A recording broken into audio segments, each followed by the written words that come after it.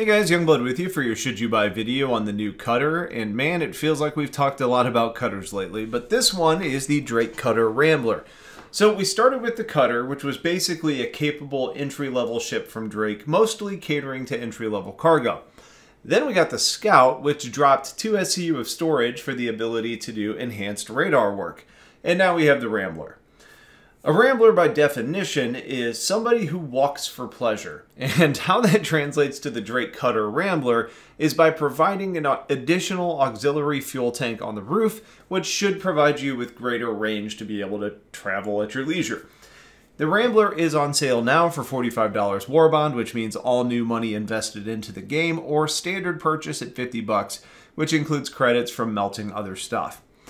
Comparing the cost of the ships on standard purchase, the base Cutter at $45 is the cheapest, with both the Scout and the Rambler being $50, which is a meager increase in price, meaning that these are all, very close in competition as far as if you're in the market for a Cutter, which one do you buy?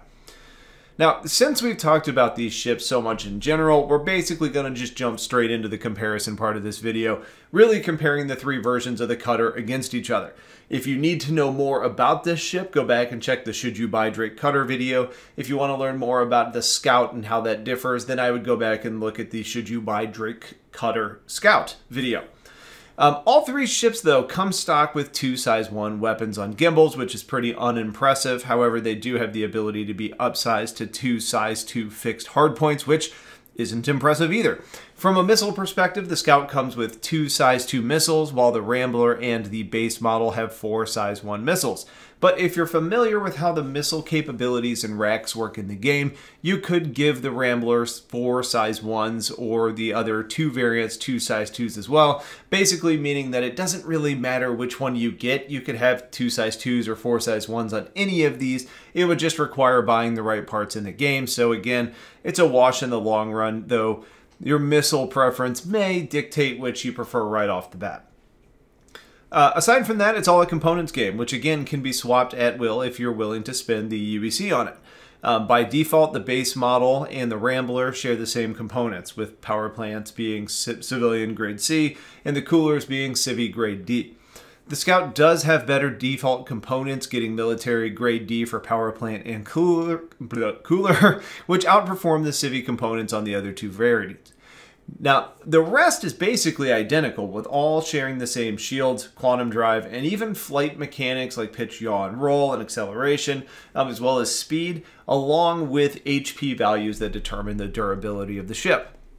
So the real differences to consider are the things that you can't change. The base model has the best cargo at 4 SCU. The Scout has the best radar, and the Rambler has the best fuel range, at least in theory.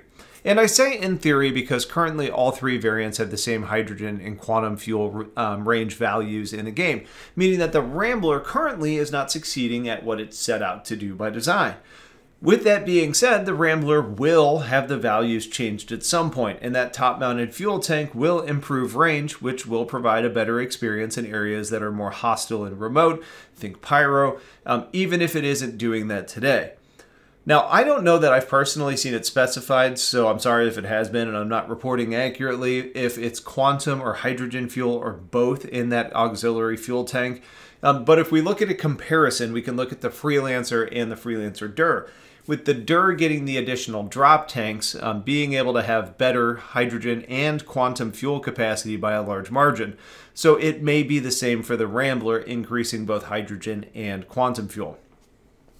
Now, in addition, though, there is a little bit of better experience on the interior of the ship, providing a food maker and armor storage in the Rambler, which kind of supports the range idea of being able to be out longer without support. Overall, the choice of a Cutter should be really down to based on what your goals are.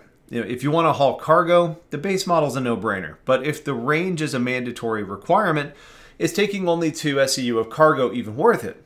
Probably not. I mean, it's an entry-level ship designed to allow you to earn to get to other ships. So maximizing your profit is probably a better play, and you tend to do that by operating in volume.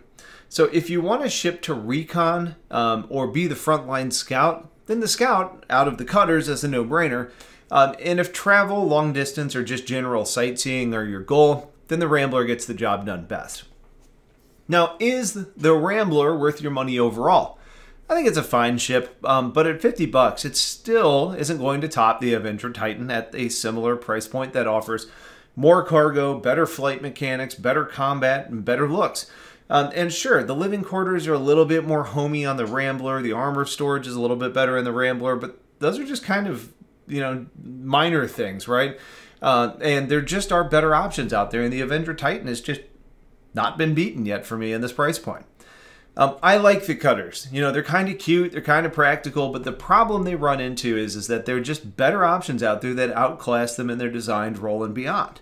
So no, I don't think the Cutter Rambler is a ship that you should buy, but if you are picking up a Cutter for Pyro for some reason, the Rambler would be a logical choice.